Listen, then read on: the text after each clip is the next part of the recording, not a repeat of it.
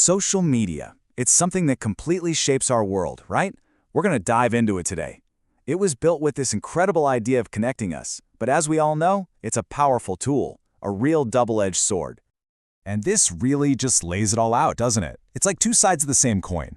On one hand, you've got all the good stuff, connection, finding your community, giving a voice to people who didn't have one, even starting whole movements. But then you flip it over and you see the dark side, division, feeling totally isolated, just noise everywhere, and of course, misinformation spreading like wildfire. So how can one thing be both of those things at the same time? That's the big question we're tackling.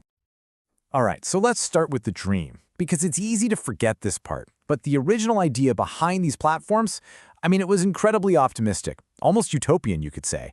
The whole goal was just to build a more connected world. Simple as that. And the scale of this thing, it's just staggering. We're talking 4.5 billion people. Think about that for a second. That is more than half of everyone on the planet, all plugged into the same global networks. This was the foundation, right? This was the ground floor for that big utopian dream. And this quote, it just nails the original spirit, you know? Back then, it wasn't about algorithms and ad revenue, or at least that wasn't the main point. It was about this really simple but really powerful idea. Give everyone a voice and bring the world closer together. That's it. And for a lot of people, that dream actually became a reality. Think about it. People were finding long-lost relatives they hadn't seen in decades. You could find your tribe, your people, no matter how weird or niche your hobby was, vintage stamp collecting, urban astronomy, you name it. It was a launch pad for massive grassroots movements. It gave this global megaphone to voices that, for most of history, had been completely silenced. It really was like a global village square. But, well, every tool has two edges. And that beautiful utopian vision, it had a shadow. Because the very same tool that was supposed to build all these bridges, it started digging trenches instead. Okay, so let's flip the coin and look at that other edge of the sword. How on earth did a tool designed for connection turn into this massive engine for division?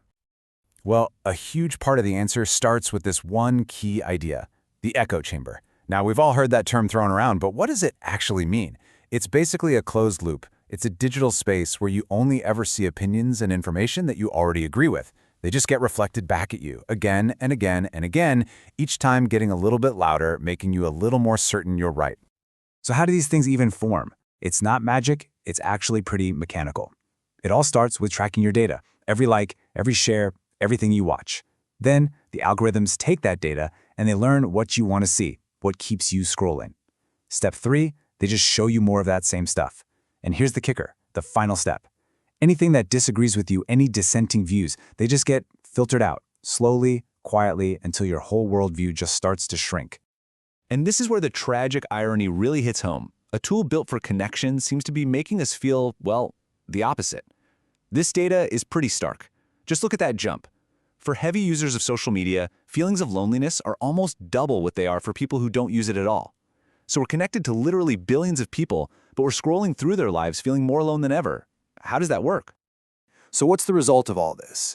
We've ended up with a world that feels more connected on the surface, but is actually more divided than ever underneath. We've built this huge, amazing network, but we've personalized it so much that we're all just living in our own little bubbles, our own isolated realities. And when our realities barely overlap, empathy, understanding, they tend to disappear. Okay, I know this all sounds pretty grim. But look, the story isn't over. It's not hopeless. The power doesn't just belong to the platforms. A lot of it is still with us. So for this last part, let's talk about how we can go from just being passive users to actually being conscious participants in our own digital world. This table just lays out the whole conflict, plain and simple. Promise versus peril. The promise of giving everyone a voice can turn into the peril of an echo chamber. The promise of finding your community can lead straight to tribalism. And the amazing promise of instant information, well, that's always under threat from misinformation. When you see it like this, side by side, you really get what's at stake. So what can we actually do about it? Well, we can build our own toolkit for a healthier feed. First off, you have to actively curate what you see. Don't just sit back and let the algorithm decide for you. And a big part of that means, and this is a tough one, following people you respectfully disagree with. It's maybe the best way to pop that bubble. Next, set some time limits. Seriously, your phone has tools for it. Use them. Create some space. It's also so important to remember that the platform isn't reality. You're seeing the highlight reel, not the behind-the-scenes chaos. And finally, and this might be the most important one, always remember, you are both the customer and the product. It's your attention that's being sold. Which really brings us to the final big question. And it's one we all have to ask ourselves every single time we open these apps. As we design our digital lives, are we building bridges or are we building walls? The tools are there to do both. What we actually end up building, well, that's on us.